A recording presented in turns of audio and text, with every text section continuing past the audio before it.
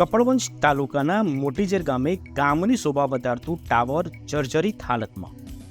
કપડવંજ તાલુકાના મોટીજેર ગામે સર્વોદય કેળવણી મંડળ સંચાલિત શ્રી એમડી શાહ હાઈસ્કૂલમાં અંદાજિત 600થી વધુ વિદ્યાર્થીઓ અભ્યાસ કરી રહ્યા છે. આ શાળામાં આચાર્ય, 15 શિક્ષકો તેમજ અન્ય કર્મચારીઓ ફરજ બજાવી રહ્યા છે.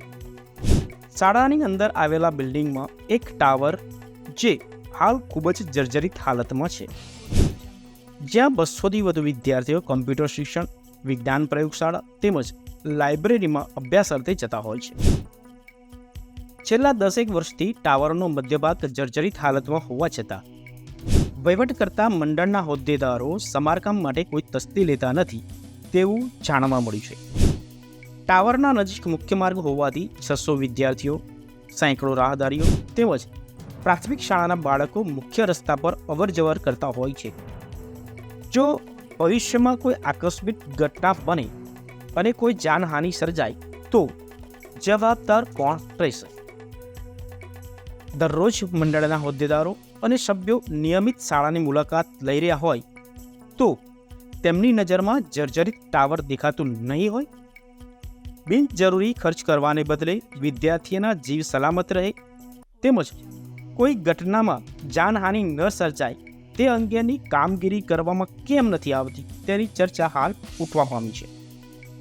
સર્વોદય કેળવણી મંડળ જાહેર ગ્રુપમાં લગભગ 6 ગામના સભ્યો બની શકે છે, પણ લગભગ 15 વર્ષથી કોઈ દિવસ જનરલ સભા ભરવામાં આવી નથી તેમજ મનમાં આવે તેમ સભ્યોને લઈને હોદ્દાઓની વહેંચણી કરી વહીવટ કરતા હોય તેવું જાણવા મળ્યું છે. જાહેર ટ્રસ્ટ અને મંડળના નિયમ અનુસાર પીટીઆઈમાં નામ અલગ બોલે છે અને શાળાનો વહીવટકર્તાઓ અલગ છે. આ કેવો વહીવટ કહેવાય? નિયમ અનુસાર શું આવું થઈ શકે ખરું?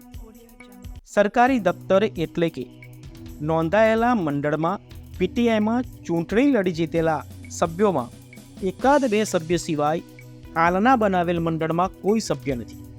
પણ નિયમ અનુસાર જાહેર ટ્રસ્ટ અને મંડળમાં નોંધણી કરેલ નામ બોલે છે. જો આવા જીતેલા ઉમેદવારોને રસ ન હોય તો પોતે નામ કઢાવી બીજા શિક્ષિત યુવાનો, દાતાઓ કે નિવૃત્ત કર્મચારીઓના નામની ભલામણ કરી યોગ્ય વહીવટ થાય તે માટે આગળ આવવું જોઈએ. જો ભવિષ્યમાં જર્જરિત ટાવર થકી કોઈ મોટી જાનહાનિ થશે તો જવાબદારી કોની રહેશે? નિયમ અનુસાર પીટીઆઈમાં નોંધાયેલ સભ્યોની કે મન ફાવે તેમ બનેલા સભ્યોની? આ ખૂબ મોટો પ્રશ્ન ભવિષ્યમાં ઉદ્ભવી શકે છે. જિલ્લા મદદનીશ ચેરિટી કમિશનર દ્વારા આવા મંડળોની કેમ કોઈ દિવસ તપાસ કરવામાં આવતી નથી? બધાની મિલીભગતથી બાળકોના અભ્યાસ અને ભવિષ્યના જીવન ઘડતર સાથે અવરોધ તો નથી બની રહ્યા ને? 15 વર્ષથી ચૂંટણી થઈ નથી કે કોઈ નવા સભ્યો બનાવેલ નથી. જૂના બનાવેલ સભ્યોની યાદી પણ હાલના હોદ્દેદારો પાસે નથી તેવું જાણવા મળ્યું છે.